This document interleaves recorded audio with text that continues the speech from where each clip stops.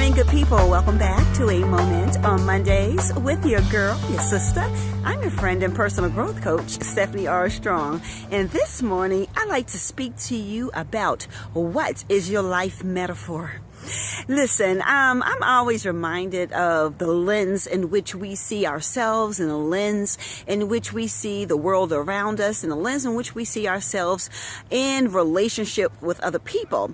But today I want to talk to you about your life metaphor. When you close your eyes and you think about an image that comes to mind about how you see your life, what comes to mind?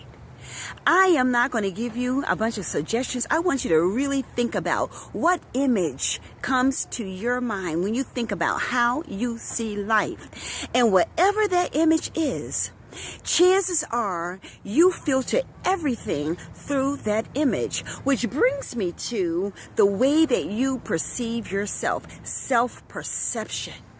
And so when I talk about self-perception, it's not so much what you look like physically, what you own or what you wear. It's more or less what does the inner soul, how does the inner soul, the inner self communicate to your brain who you are?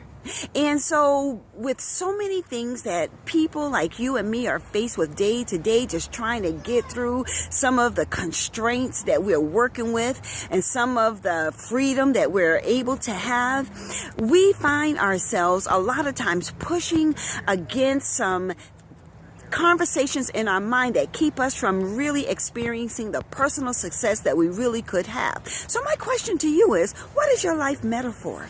And how can you shape the way you see life so that you can start living it more meaningfully? So this week, I'd like for you to pay attention, as I always say every single week. Pay attention to what you think.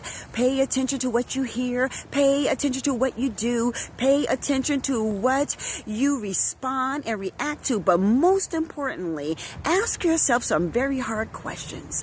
If you are feeling stuck or feeling like your life has no value and some worth, maybe it's time to really start looking at how you perceive yourself and coming up with a life metaphor that compels you to move with intentionality, that compels you to move with purpose, and compels you to move with a sense of accomplishment and appreciation for the gifts that God has given you and the uniqueness and the way He has created you.